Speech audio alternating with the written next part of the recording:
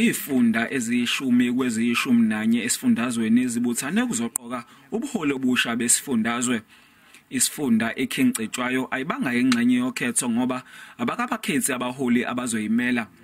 Inhlelo ziqale ngokufungiswa kwamakhosi amele lezi ifunda eziyishumi. Kube sekuvuleleka ukuthi baqoka amagama amakhosi azovotelwa ukuba ngosihlalo nesekela sihlalo. Usihlalo Unkosi Sifiso Shinga uwine ngamavoti angu-35.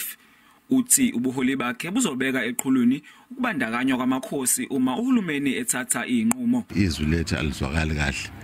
Nemphakathi yethu asikwazi ukuyikhulumela ngokwenele ngoba siyakwazi owamakhansela kusuke kunepolitiki phakathi bemela ama-politicians kanti amakhosi yiwo asuke enezwi elingabhekelele umuntu. Inkosi uShinga ithatha intambo enkosini uphathisizwe Chiliza othole amavoti ayi-11 kuphela.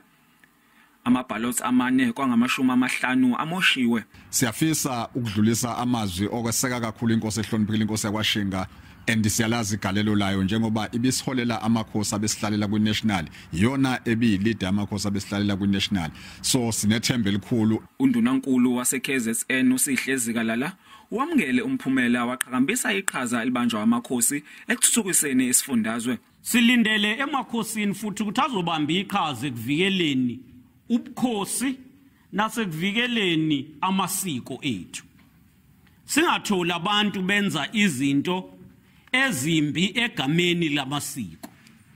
Singathola abantu bethwala ingane ezincane beyikhiphe ezikoleni beyoyiganisa mase bethi kuyisiko lokho.